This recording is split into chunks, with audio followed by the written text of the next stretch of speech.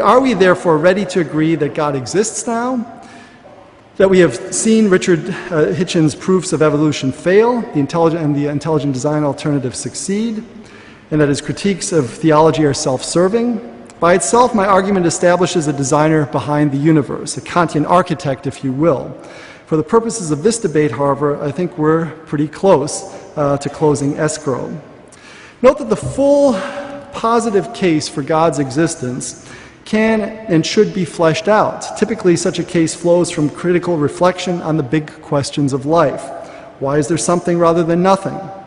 Where did we come from? Where are we going? Why should we take morality seriously? Why is the world comprehensible to our minds? Why does mathematics, presumably a human invention, have such a precise purchase on physical reality?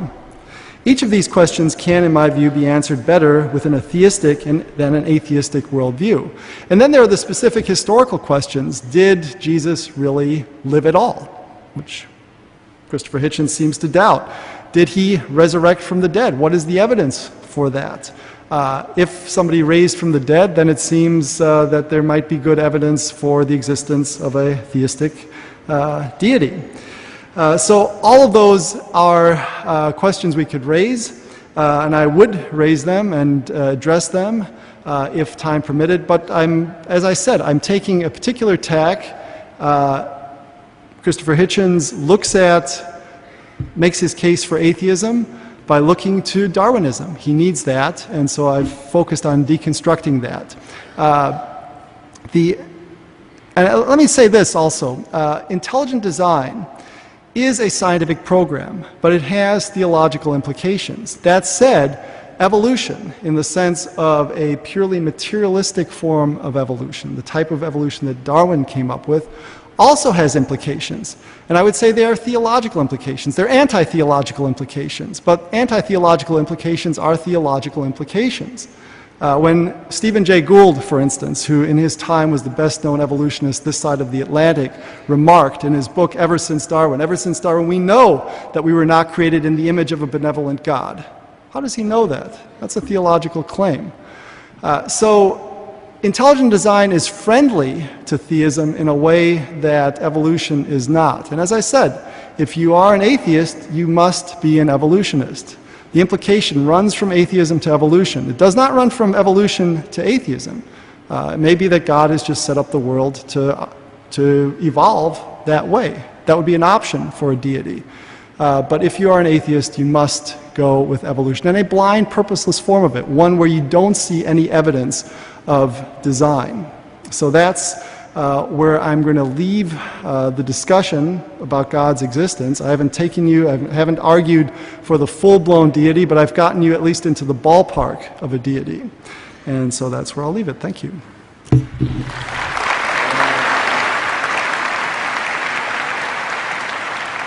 Thank you, Dr. Dembski. We're going to go ahead and actually pick up cards for those of you who would like to ask a question. If you could pass those cards to the aisles, we'll have some people around to pick up those cards, and those cards will make their way up to me after we hear the rebuttals from each of our speakers. So, Mr. Hitchens, 10 minutes for rebuttal.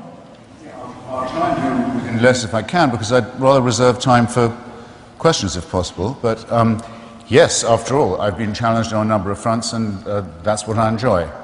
I was trying to think of something that I agreed with, but I found I had to disagree almost ab initio, as it were. An atheist does not have to be an evolutionist. Atheism long predates the discoveries. Atheism long predates the revolutionary discoveries of Charles Darwin. There was a time when the word scientist didn't exist. Actually, the word scientist is a late 19th century coinage that I sometimes feel we could do without. In the time of Sir Isaac Newton, for example, people who did the work of the sort that he did were called natural philosophers. And I think that it's important to realize that science is not just the study of the material world or laboratories. I mean, after all, Sir Isaac Newton may have been a very, very, very great scientist, but he maintained a furnace in his room in Cambridge at all times because he was also an alchemist and believed he would one day find out how to turn base metals into gold. He's one of a long line of people who were genius crackpots. He believed, for example, that the Pope was the Antichrist. Maybe it's true. And that if you could find the measurements of the old temple, that would be far more useful than knowing what the measurements of gravity were. But he was a natural scientist. He knew absolutely nothing about evolution. The work of Spinoza, the work of Voltaire, the work of Lucretius. Admittedly, Lucretius did work out, Democritus and Epicurus as well, that period of the Hellenistic period. They did work out the world was made of atoms. A very brilliant thing for them to have done at the time. The mystery to me is only this, because none of these things necessarily depend on one another, why it is that organized religion has always been so hostile to discoveries of this sort. Why it should take them so personally. The work of Lucretius, De Rerum Naturam, that established that we're made of atoms, and so is the rest of the system, was hated by the church for centuries. Only about 1 or 2 copies of it were allowed to survive. They didn't want you to know this. As you know, the church didn't want Galileo to look through a tube and make the disconcerting discovery that the sun doesn't go round us, we go round the sun. I presume now no one is going to give me an argument about that today. Why would anyone care which way it worked? Well, because if the sun doesn't go round us, we're not the center of the universe, which makes it, doesn't it, fractionally less likely that we're the objects of the whole thing. If we revolve around something else, it could be we're not the sole object of a huge cosmic divine design. So what I've been trying to attack today, and I've given no reason to want to attack it less, is this reassuring idea that it's all about us, this solipsistic, selfish, I think, unscientific idea. The work of Darwin and later of innumerable writers, many of whom are Christian, on evolution, shows that there's absolutely no necessity at all for an incompatibility between a private belief in God and a recognition that we arose out of natural selection and random mutation. Let me just take the question of the eye. I think Dr. Dembski said I was obsessed with it. That's absolutely not true. It's simply that Darwin himself doubted at first that the eye could have evolved given its complexity, and because the eye is the example most commonly brought up, so I thought, okay, in my book I'll take the most complex and the most difficult and the most well-known example.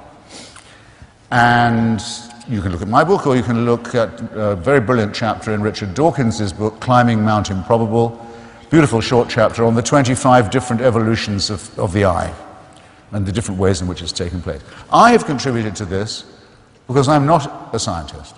Only one small thing, but I'll give it to you anyway. You may have seen, you should have seen, a wonderful series made by the British Broadcasting Corporation called Planet Earth. It's the greatest photography of the natural world you'll ever see. It's absolutely extraordinary.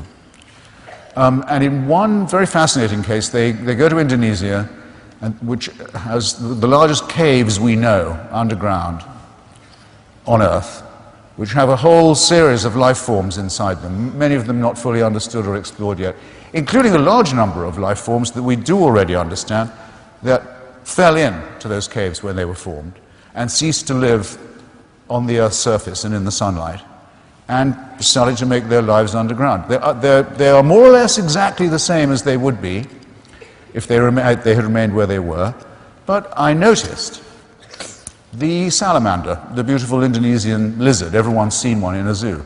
There it was. It had been living for, David Attenborough told us in the program, X millions of years away from the sunlight in a cave. It had eyes. No, it didn't. It had perfectly eye-shaped indentations, exactly where the eyes used to be, like a little sketch or outline of an eye, but no socket. The socket had gone, the eye itself had gone. All you could see was the vestigial. It had adapted. It had decided to lose its eye. Most of our studies are about how people got hold of eyes. Dawkins's is the best one, whatever Dr. Dembski may say, of the different ways in which different creatures got different eyes.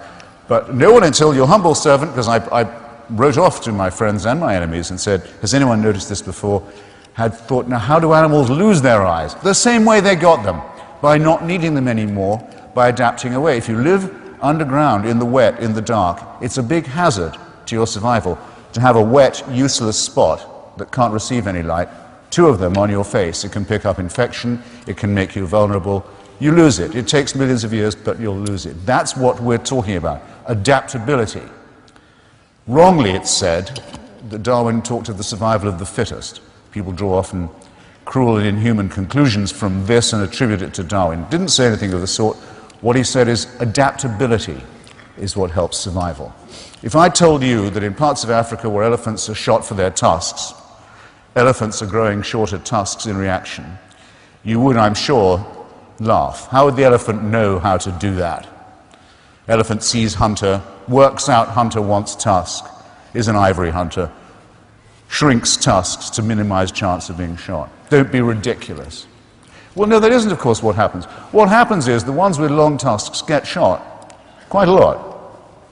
And the ones with shorter or no tusks have, therefore, greatly enhanced opportunities of being the ones who survive and breed. And their descendants actually have shorter or no tusks.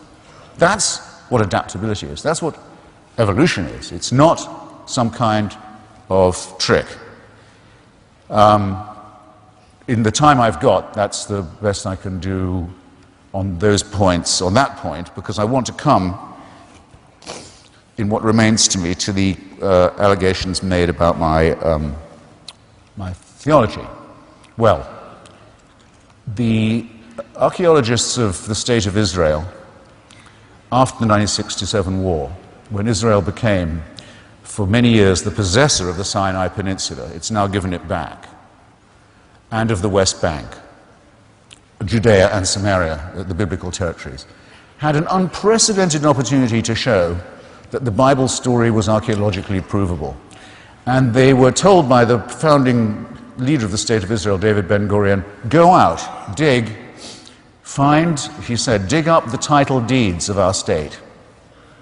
They had the strongest motive and the greatest opportunity any archaeologists have ever had. And the standard of Israeli archaeology is already extremely high, as you can tell from their national museums and the work of many great archaeologists such as Professor Finkelstein. And they had many years to do it. They couldn't find a single trace of anything that was remotely compatible with the story of the Exodus, the wandering, and the conquest of Canaan. Not one trace. On the other hand, what they could find, with the help of Egyptian archives, was enormous evidence in the opposite direction. Digging Up History is the book. It's very easy to get, very easy to read. It's a very impressive demonstration of what I call, and this is what to look for when you're looking for intellectual honesty in life, evidence against interest. In other words, people will say, I really wished, I really hoped I could find this. This was my ambition. Here is how. It wasn't compatible, wasn't doable in the light of the facts. I regard that as a very impressive piece of objective work on the part of Israeli scholarship. If you think that Jesus isn't a historical figure, it really only matters to you. What do I mean by that? For me, the most important thinker is Socrates, and the most important source of morality and philosophical comfort, by far. There's no evidence that Socrates existed either. It's not conclusive. That's to say, we only have, as we have in the case of Jesus, second-hand eyewitness reports of him. They're pretty persuasive, but they're not conclusive. He never wrote anything down, neither did Jesus. The stories about him are much more compatible than the ones of Jesus. The four Gospels contradict each other about everything from his birth, the circumstances of it, the flight into Egypt, very crucially, in all four cases, on the crucifixion and the resurrection. That all of them, just read them for yourselves. I'm sure you must have read them by now. The discrepancies are extraordinary. They don't amount to a historical figure in the same way as we know from coinage, from building, from parchments, not parchments, but from documents, tablets, other things, that Alexander the Great, for example, was a historical figure. But to me, if Socrates didn't exist, it wouldn't matter.